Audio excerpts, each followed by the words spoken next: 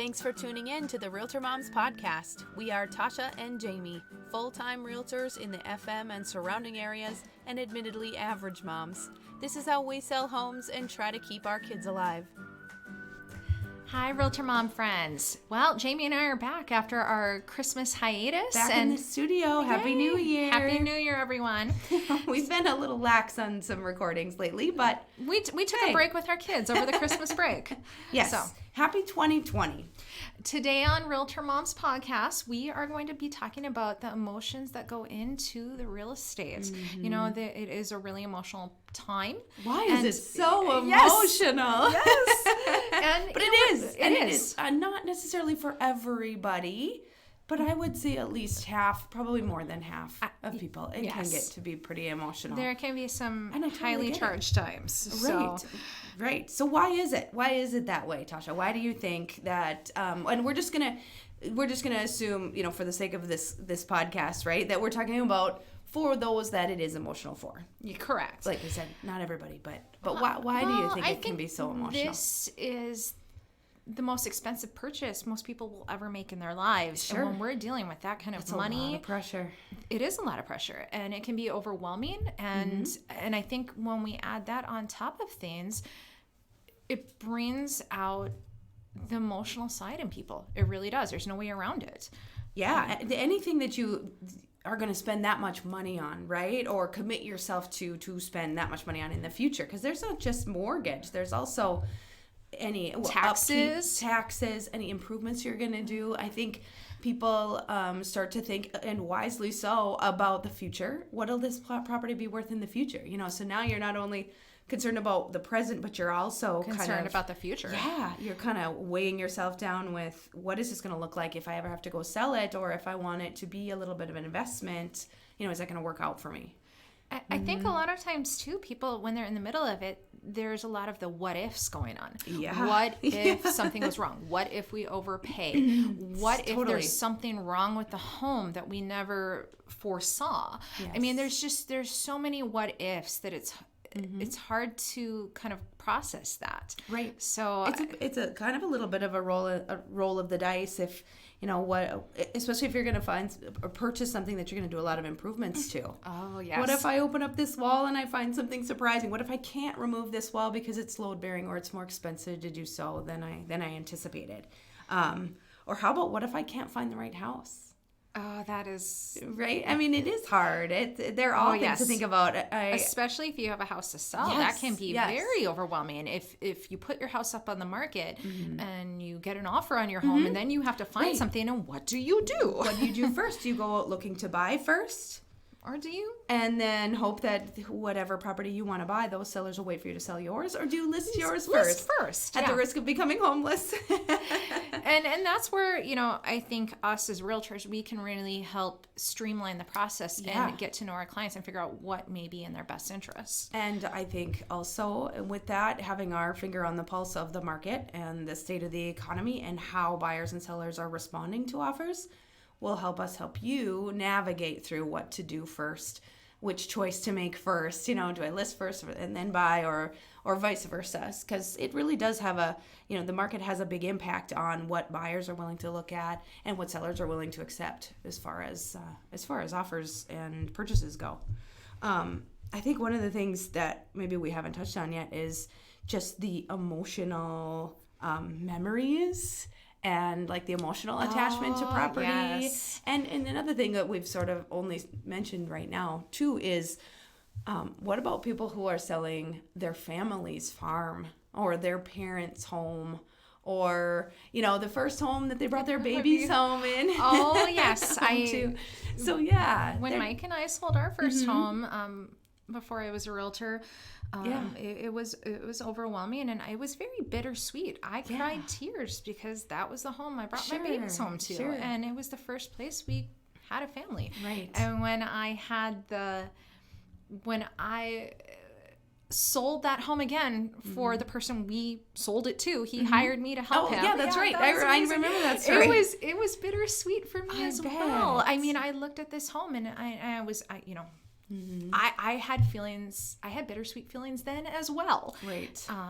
I was happy to help, and I took that to heart that he chose me to help him with it. Yeah. He didn't have to. I mean, this is not something you see every day, but that process was even bittersweet for me.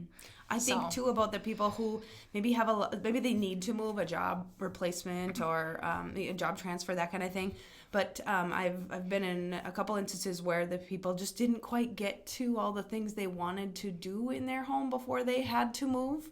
And so they never got to see it at this true potential. This untapped potential. And it was so hard for them to let that go, because they had big visions for what they were going to do in this home. And then, they had to move. So it is what it is. They moved. But yeah, it can definitely be hard.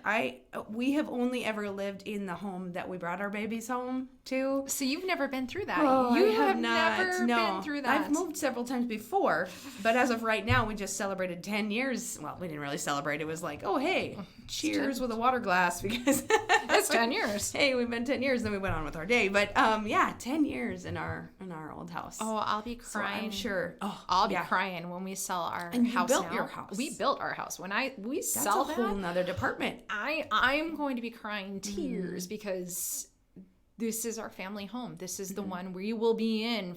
Well, my husband would sell it tomorrow if he could, but that's just Mike. But when that time comes at some point, very far down the road, I mean, I know that I'm the emotional one, so I will cry and cry.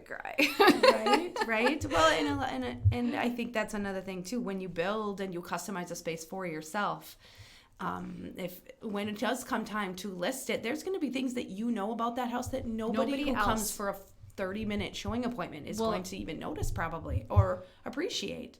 So we can help you itemize those things, make lists, or point them out. Provide that information provide any it to potential the new buyer so that gets communicated. The efforts and the time and the emotions involved with some of the choices that you did make, whether or not they're your buyer's favorite thing.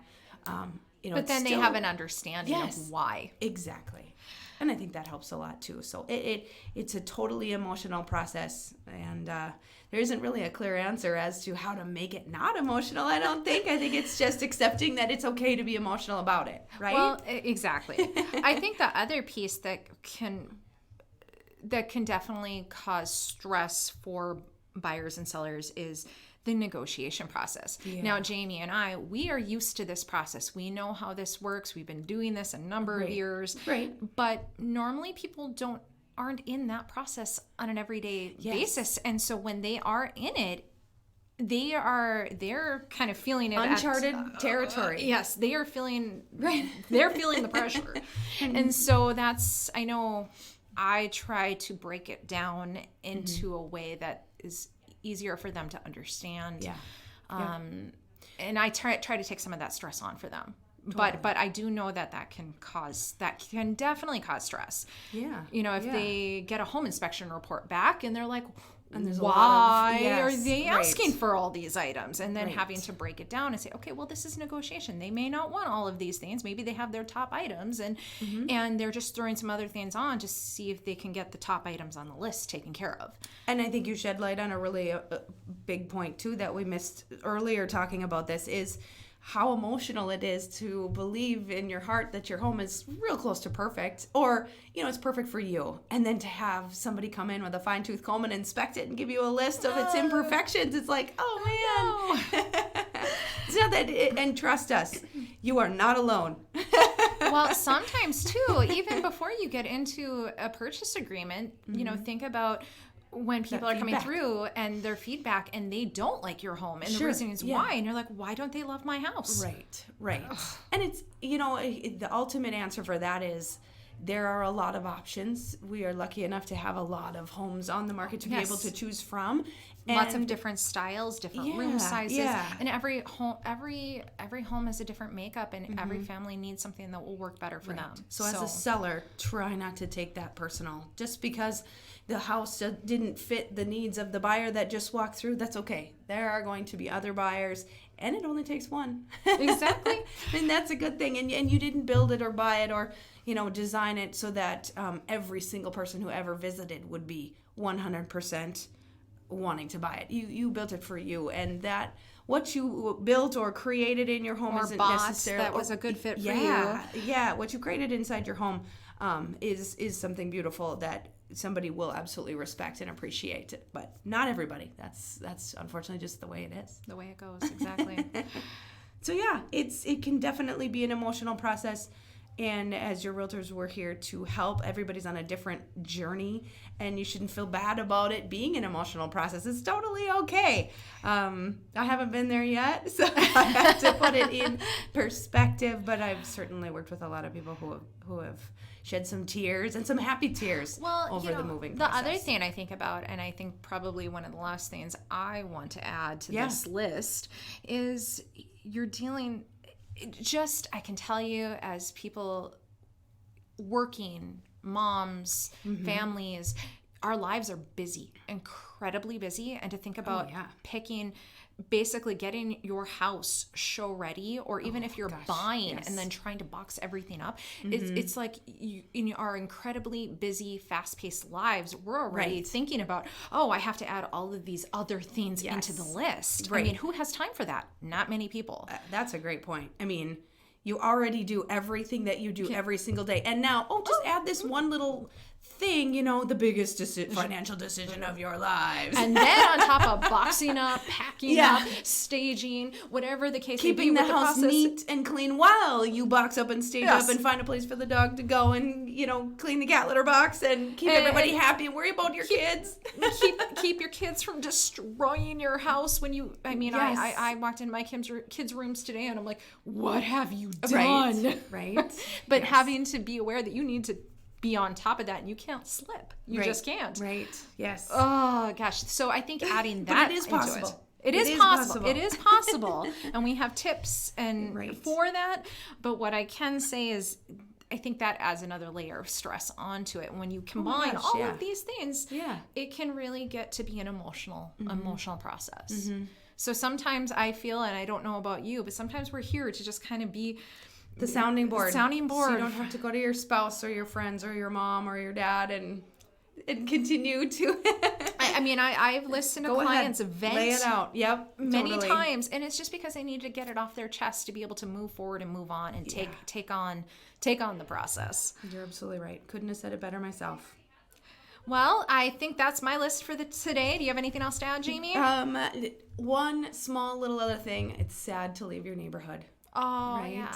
The people that you've grown to love, like another family member just across the street, or maybe it's 2 miles away, if you're in a rural property, but that can also, break some hearts. Or maybe you're excited to leave a neighborhood. I mean, that's an emotion too. I think most people my neighbors. Yes. I definitely miss my neighbors. Jeff, Carla, this is your shout out. Oh, very sweet. Well, thank you so much for tuning in. Like we said, we are absolutely on board with, we know real estate is emotional and it's okay to be emotional, but we're here to help. Thanks for listening. We would love to be your realtor. Reach out. Replay or hear more episodes at RealtorMomsPodcast.com or check us out on iTunes. We do post funny stories and more information on Facebook and Instagram, so feel free to check us out there. This podcast is produced by Tasha Barrett and Jamie R. Swenson of Park Company Realtors, Fargo, North Dakota, 701-237-5031.